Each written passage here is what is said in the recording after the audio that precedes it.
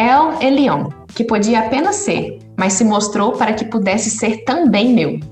El Elyon, foi, é e sempre será, de geração em geração. El Elyon, aquele a quem todo joelho se dobrará. Estamos chegando ao finalzinho da nossa lista reduzida dos 1001 nomes de Deus. Nesse penúltimo episódio da série, vamos descobrir o Altíssimo, o mais elevado Deus, El Elyon. Anne Spangler, em Orando com os Nomes de Deus, traz grandes reflexões sobre o assunto, mas eu tenho certeza que o Dimas e a Luísa também vão falar muito bem hoje. Oi, Dimas. Oi, Luísa. Oi. Oi, gente, tudo bem? Vamos aprender um pouquinho aí do Altíssimo. É isso aí, bora lá.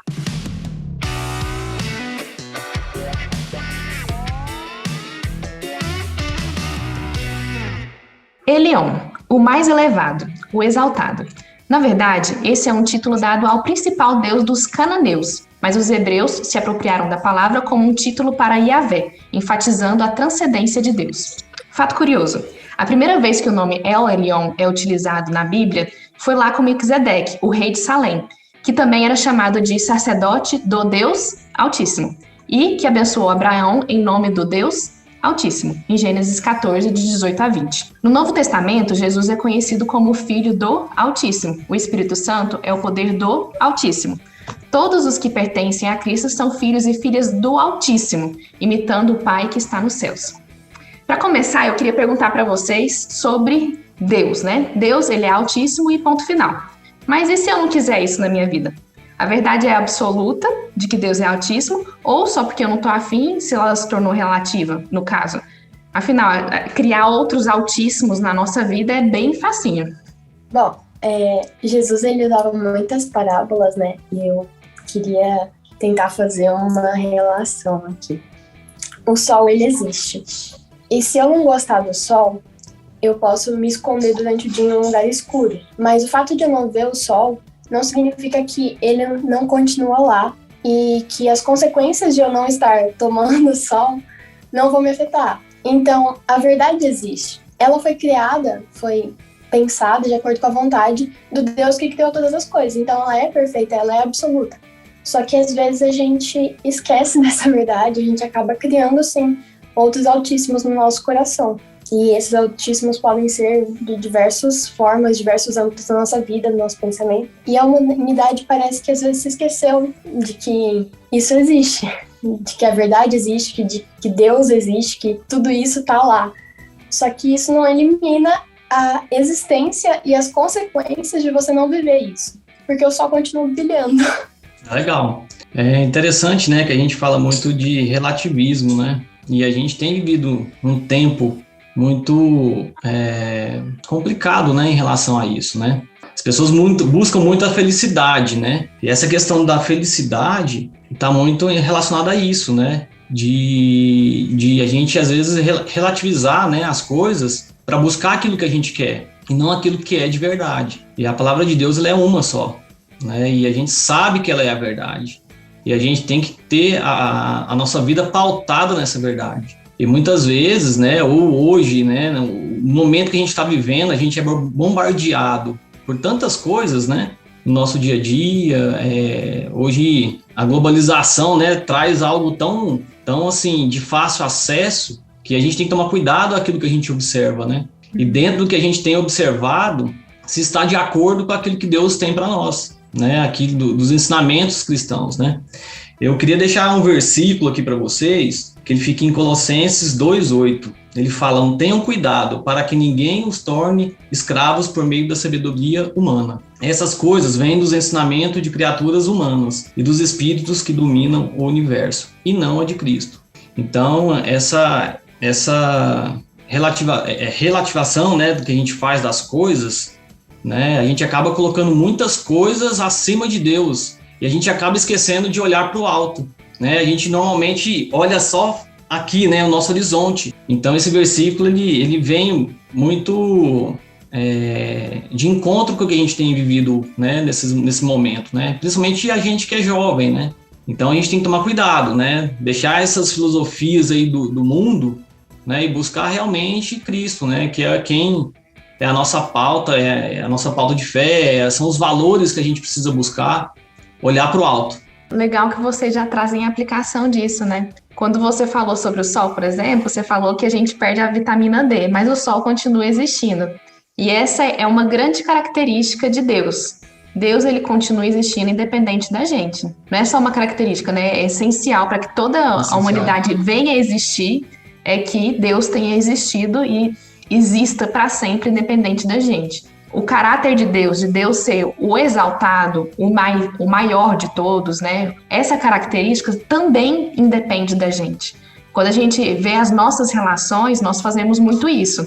Então, eu estou vivendo com uma pessoa e aí eu sou preconceituosa, por exemplo, com negros. Então, vamos supor, eu tenho esse preconceito na minha vida. Eu tenho mais poder do que negros, eu sou mais exaltada do que negros e eu acabo me correlacionando a eles. Mas, por exemplo, eu também tenho preconceito com mulheres e eu sou machista. E aí eu vejo um homem na minha vida e eu falo assim, não, quer saber? Esse cara, ele é mais elevado do que eu. Então, a gente começa a criar relações dentro da nossa cabeça em comparação com a gente. Com Deus é um pouco diferente. Por quê? Porque independe da relação que eu tenho com ele. Independe do pensamento que eu tenho com ele. Com Deus, você não afeta nem um pouquinho a realidade de Deus em relação ao que você pensa. Aqui no mundo, a gente tem até um pouco desse poder, né? Quando a gente menospreza uma pessoa através do preconceito, quando a gente cria essa sociedade estruturada em cima desses preconceitos, a gente tem esse poder de relação. Agora, com Deus, a gente nem trisca na soberania dele, quando a gente fala que ele não existe. Então, essa é uma primeira característica que ficou muito bem clara. Então, se Deus é altíssimo e eu não quis reconhecer isso na minha vida, quem está perdendo, na verdade, é a gente. É a gente que está perdendo um ser que claramente é muito superior a gente, trouxe a salvação pra gente, tem uma visão de mundo muito melhor do que a nossa, que pode dar significado para nossa vida e a gente menospreza isso. E aí vocês dois falaram das explicações perfeitas, né, dentro dessa relação, mas o que mais me chama atenção em Deus é isso, que ele independe do que a gente acha. Ele continua sendo o El Elyon, o Altíssimo. É isso aí.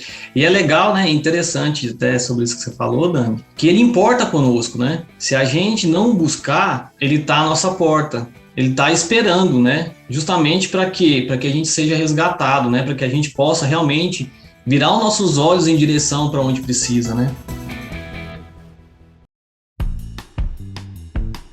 Em Daniel 4, a gente tem um outro momento em que a palavra Elyon é utilizada. E é um texto muito interessante. Se você for lá, você pode ou rir ou você vai ficar espantado com o que acontece lá. Nabucodonosor, que era um grande rei com grande poder, extremamente exaltado dentro do seu reino, ele menosprezava Deus como o El Elyon. E aí ele teve um grande sonho e em Daniel 4, ele revela o que esse sonho era e que Nabucodonosor ele ia viver literalmente como um animal durante o tempo até que ele entendesse quem Deus realmente era em toda a sua soberania. E aí é bem óbvio em Daniel 4 o que acontece com as pessoas que tomam essa escolha que a gente estava falando aqui, a de não colocar Deus como o superior da sua própria vida. Mas será que tudo isso que Deus faz com Nabucodonosor, por exemplo, que foi castigá-lo, transformando ele com esses hábitos animalescos, é só para poder mostrar quem é que manda na história? Que ele é o El Elyon, que ele é o Deus poderoso? É assim que a gente reconhece o Deus Altíssimo, somente pelo seu poder absoluto? Eu acho que dentro disso, né, a gente tem conversado, tem uma palavrinha aí que chama dependência, né? Esse poder aí está muito mais atrelado na dependência que a gente tem de Cristo do que qualquer outra coisa. Mas muitas vezes a gente não podemos dizer assim, a gente não tem essa noção, né, de como nós somos dependentes de Cristo. E a gente vai vivendo através dos nossos valores, daquilo que a gente busca, e como aconteceu com ele, né, com Nabucodonosor. E se a gente for pegar até os versículos anteriores, né, e a gente mudar um pouquinho, podemos dizer assim, em Daniel 1, ele prepara todo aquele banquete, né, e o Daniel também não se alimenta ali, né, daquelas coisas. É interessante que, assim, quando eu era mais novo, a gente foi acampar, né, até acampamento de igreja mesmo, nossa, ali da primeira, e acho que eu tinha uns 14 anos, e a gente viu ali realmente algo de seita, sabe, nesse acampamento, e tinha um pessoal lá que ia fazer macumba, essas coisas, sabe, e tinha umas comidas lá, entendeu? Que eram realmente, né, direcionadas a as outros deuses, né? E a gente pequeno, né, tal, né, mais novo, 14 anos, não, vamos lá comer, isso não tem nada não, isso não existe e tal, né? Então, assim, e a gente acaba não vendo, né, essa importância, né, que tem desses detalhes, né? E Daniel não, né? Daniel, ele realmente falou assim, não, peraí, não vou me contaminar com aquilo. E Nabucodonosor teve, né, durante o seu reinado ali, vários pontos de atenção que Deus mostrou para ele, né? Que ele precisava realmente reconhecer quem era, né, o Todo-Poderoso ali, né? Quem realmente, aonde os olhos deles deveriam estar, né, realmente voltados, né, com a dependência de Deus. Então a gente vê Deus tentando fazer com que ele aprendesse isso, né? E a gente vê nesses pontos, né, durante o livro de Daniel. Legal, então no fim das contas, não foi tipo assim, Deus querendo se exaltar e falando tipo assim, vou mostrar quem é que manda aqui nessa parada, você tá se achando demais, vou te transformar aqui em um animal, e aí você vai ver. Não é bem isso, né? Não é bem isso. É mais uma forma de tentar ensinar uma coisa que ele, na verdade, já dependia de Deus. A gente acha que, mesmo a gente não escolhendo Deus, a gente não depende dele aqui na Terra, mas quem é que dá o ar que você respira? Quem é que faz o seu corpo funcionar dia a dia? Deus mostra que ele não é só o Deus que criou, ele é o Deus que sustenta também. O Deus do primeiro episódio que a gente estava escutando no podcast, o Deus Elohim, a gente falou exatamente isso. O próprio Deus Elohim, que é o da criação, é o Deus que sustenta também. Então, Nabucodonosor já dependia de Deus, ele só não enxergava isso. Então, Deus já era altíssimo, independente do que Nabucodonosor achava, e aí ele teve que mostrar, então, ali um momento que você depende de mim. E para isso, para o seu reinado fluir bem, você vai ter que começar a reconhecer, né? Para a sua vida fluir bem, você vai ter que começar a reconhecer. Mas aí eu tinha feito... E às vezes é algo doloroso, né? Eu creio que para Nabuco ali virar o que ele virou, né? Pelo poder, entre aspas, que ele tinha... Com certeza foi algo doloroso ali para ele naquele momento, né? Ele passar tudo aquilo que ele passou, né? E Deus às vezes utiliza dessa forma porque a gente às vezes não enxerga, né? Aquilo que Deus quer para nós, né?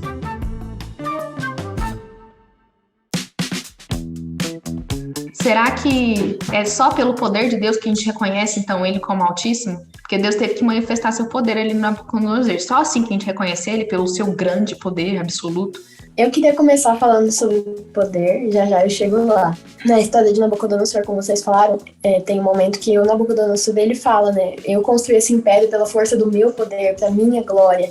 E ele vai falando isso, tipo, foi pelas minhas mãos, ele se gloria, ele se coloca como Deus. E Deus fez ele passar por aquilo, viver com os animais e como animal, para que ele entendesse, como diz o texto, que somente Deus tem domínio sobre o reino dos homens e o dá a quem nos quer. Foi para que ele entendesse essa soberania de Deus. E isso é algo que Deus trabalhou muito no meu coração, para entender que o mundo foi feito por ele. E isso aqui tudo é dele, sabe? E eu queria ler 2 versículos. O primeiro está em Salmos 24:1, que diz: Ao Senhor pertence a terra e tudo que nela se contém, o mundo e os que nele habitam. E em Atos 17, alguns pedacinhos do 24 ao 28. O Deus que fez o mundo e tudo que nele existe, sendo ele Senhor do céu e da terra, não habita em santuários feitos por mãos humanas, nem é servido por mãos humanas, como se de alguma coisa ele precisasse, porque ele mesmo é quem todos dá vida, respiração e tudo mais, pois nele vivemos e nos movemos e existimos. Deus, ele sustenta. Deus, ele tem poder. Como a Dani falou, né? Ele sustenta, você usa bem essa palavra. E parece que, hoje em dia, muitos cultos, eles têm virado algo mais motivacional, alimentando o nosso ego, ao invés de falar sobre os ensinamentos que necessariamente vão rasgar a gente por dentro, porque eles nos mostram quão pequenos nós somos diante desse Deus que é altíssimo. Só que essa postura de humilhação diante de Deus, de subordinação, ela é necessária. Só que, ao mesmo tempo, a Anne Spengler, espero ter falado certo, ela fala pra gente, nessa parte do livro, que quando você toma o poder e subtrai dele a bondade, a mansidão, a justiça e a misericórdia, você tem um monstro, e não Deus. Então, nessa parte, ela nos lembra que Deus, ele é altíssimo em todos os seus perfeitos atributos, não só no poder. Então, ele é um conjunto. Você não pode olhar apenas um desses atributos, porque Deus, ele é altíssimo em amor, ele é o mais alto de todos. Nós estaríamos mortos se não fosse pela graça de Deus. Então, Deus, ele é o maior em graça e ele é o maior em todos os seus atributos. E nós devemos louvar ele por tudo isso como um conjunto. É engraçado que a gente, às vezes, limita Deus a uma só característica, como você falou, né? E é muito fácil pra gente colocar o poder como uma característica superior. Aqui na Terra, inclusive, a gente coloca isso nas pessoas. Quem tem mais poder tem mais espaço na sociedade. Desde quando você é criancinha, se você tem a melhor nota, você tem mais poder dentro da sala de aula e assim você se torna mais exaltado. Então, à medida que você vai crescendo e na sociedade a gente vai crescendo, a gente começa a exaltar muito essa característica dentro de uma pessoa, que é o seu poder. E aí, a gente vê durante a vida de Jesus, durante todo o seu processo aqui, e tem tudo a ver com o que a Luísa falou, é que ele mostrou-se altíssimo, não pelo poder que ele tinha. É claro que ele mostrou também através dos milagres, a gente vê durante muito tempo ele dando pão para aquelas pessoas, para as multidões que estavam seguindo a ele. No momento que ele falou que ele não daria o pão porque ele era o pão da vida, muita gente saiu, né? Porque não conseguiu reconhecer Deus além do poder milagroso dele. Mas muita gente ficou, muita gente entendeu que o poder dele ia muito além daquilo. Quando ele, inclusive, fazia os milagres, ele mostrava um poder que era muito superior a esse, que era o poder da salvação. Falava que qualquer pessoa pode sair curando por aí, mas eu estou trazendo outra coisa, eu te dou o perdão. Jesus, ele associa esse poder que pouca gente tem, no caso, o poder da salvação, ele é a única pessoa que realmente tinha esse poder, e associa com outras características, como, por exemplo, a do amor. E aí ele conseguiu ceder perdão para as pessoas. Se ele tivesse só poder, seria exatamente o que a Luísa falou. Um monstro. Seria um monstro. E ele não tinha obrigação de ser um não monstro, né? Ele já criou, ele já deu livre vontade pra gente escolheu pecar, a gente tem que, assim, cuidar das nossas vidas, né? Mas não, ele escolheu colocar outros atributos dentro desse pacote de poder e perdoar a gente. E salvar, criar um plano de salvação pra gente, através da sua misericórdia e tudo mais. E aí, por causa desse pacote completo, quando Jesus era visto por demônios, pessoas endemoniadas, eles mesmos chamavam Jesus, né, de Filho do Deus Altíssimo. Altíssimo. Era completo, né? Ele é completo, né? Não era, né? Ele é completo. Uhum. E a gente tem que buscar nele, né? Se espelhar nele, para que a gente possa, cada dia, melhorar, né? Então, como vocês falaram, né? Deus, ele o poder dele, ele transcende em todos os aspectos, né? O fato de amar o que a gente não consegue, né? Amar como ele ama, já demonstra, né? Como ele é, né? E como a gente deveria ser, né? E como ele gostaria que a gente fosse, né? Você já chegou na minha última pergunta, Dimas. Minha última pergunta é exatamente isso. No Novo Testamento a gente vê algumas coisas, né? Como eu tinha falado, Jesus, ele é Deus, ele é o Deus Altíssimo, é o Elion, mas Jesus, ele é conhecido como Filho do Deus Altíssimo. O Espírito Santo, ele é o poder do Deus Altíssimo, e todos aqueles que pertencem a Cristo, ou seja, nós, somos filhos e filhas do Deus Altíssimo também. Será que isso traz algum tipo de obrigação pra gente? Já que a gente carrega esse título de Deus, de Altíssimo? Sim, importantíssimo, né, para nós, né? Tem um detalhe aí, né? Se você ainda não aceitou a Cristo, né? Então é o primeiro ponto. É ótima oportunidade de escutar esse podcast aí, aceitar, aprender um pouquinho, né, de como é esse Deus Altíssimo, né? E como é viver, né? Vivenciar tudo aquilo que Deus tem para nós, né? E é justamente isso, né? A gente que conhece, né, a palavra e podemos dizer assim, somos luz, né, de Cristo aqui, a gente precisa realmente resplandecer essa luz, né? Mostrar para as pessoas a diferença que Cristo faz em nossa vida. Que nem eu falei, melhorando dia a dia, né? Buscando Ele dia a dia, para que a gente possa realmente fazer essa diferença, ser essa diferença, né? Mostrar que Ele é grandioso em nossas vidas, que a gente coloca Cristo em outro patamar nas nossas vidas, né? Ele é o primeiro, né? Buscar primeiro o seu reino, que as outras coisas serão acrescentadas. Não sou eu, Dimas, que tenho que fazer minhas coisas para ser o primeiro, para depois Deus estar ali. Não, totalmente ao contrário. E a gente precisa entender isso. E eu queria deixar mais um versículo para vocês, que é um complemento daquele primeiro em Colossenses que eu falei, Colossenses 2:8. Não, 2:8 não, gente, peraí. 2:6 e 7. Portanto, já que vocês aceitaram Cristo Jesus como Senhor, vivam unidos com Ele. Estejam enraizados nele, construam a sua vida sobre ele e se tornem mais fortes na fé. E como foi ensinado a vocês, e deem graças a Deus. Então a gente tem que dar graças a Deus, né? Que a gente conhece e a gente tem que buscar estar sempre enraizado nele, buscando seus ensinamentos, buscando fazer aquilo que agrade a ele, né? Não que agrade a nós, né? A gente precisa ter esse entendimento, e nós que já aceitamos a Cristo, né? A gente precisa continuar tendo esse discernimento, né? E a nossa diferença, podemos dizer assim, para um homem natural, a gente até falou isso na IBD dos adolescentes, né? Para um homem espiritual, é justamente essa instrução, né? O restante a gente vai ter tudo, né? São os mesmos objetivos, né? Então a gente vai conhecer, a gente vai ter pensamentos, a gente vai ter propósitos, mas a diferença é justamente lá em cima, é a instrução que a gente busca a Deus, né? Então Deus, ele é altíssimo, e que ele seja altíssimo em nossa vida também. Bom, quando o Dimas falou sobre quem ainda não aceitou a Deus, ou pode ser também para alguém que esteja afastado, a primeira coisa que acontece quando você entra em contato você entende essa grandeza de Deus, você vai se constranger. E aí vai ter vários processos, você vai se arrepender, você se torna filho do Altíssimo, e como Jesus fala, você vai ter que buscar se santificar. E buscar se santificar é buscar ser como Jesus, buscar seguir esses caminhos. Então a gente precisa, como filhos do Altíssimo, tentar ser humilde, porque a gente reconhece que nós somos sustentados pela graça de Deus. A gente deve amar, porque Ele nos amou quando nós o desprezamos. A gente deve ser bondoso, porque Deus foi bondoso conosco, mesmo a gente não merecendo nada. Então, a gente deve buscar todas essas coisas que remetem a Jesus.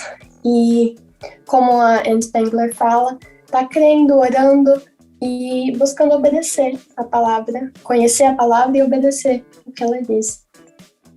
É isso aí. É um título muito pesado para poder carregar nas costas. Mas o legal é que, se a gente for pensar na forma como a gente conquistou esse título, também não foi através da gente.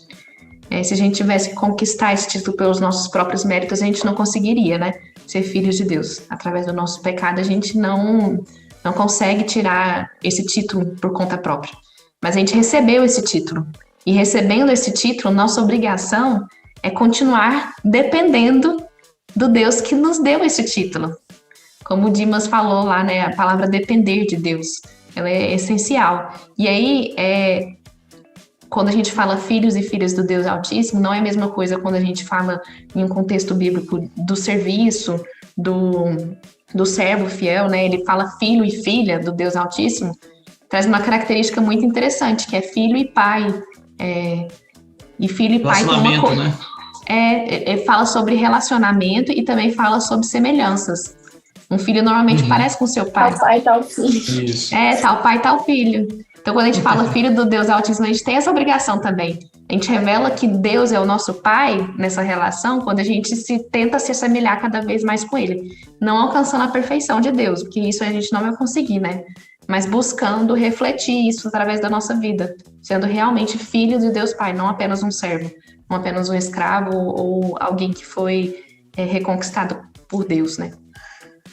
Em 1 Coríntios 6,17, fala assim: mas porque somos um com Ele, Jesus Cristo habita em nós, né? Ou seja, Ele faz a morada, né? Então, Ele está conosco, né? É bem isso que você está falando. É isso aí, gente. Semana que vem a gente vai estudar então sobre o Deus que é o Deus Pai, Abba. Então vai casar direitinho com a conversa que a gente teve aqui hoje. Fiquei muito feliz de receber vocês dois, Luiz e Dimas. Foi muito bom a conversa. Muito legal. A gente agradece. Que a gente tenha conseguido manifestar um pouquinho mais do Deus Altíssimo na vida das pessoas. Essa é a minha oração. Obrigada, Luísa. Obrigada, Dimas. Obrigada, galera que está escutando a gente. Até Tchau, mais. tchau. Tchau. Tchau, tchau. Com Deus.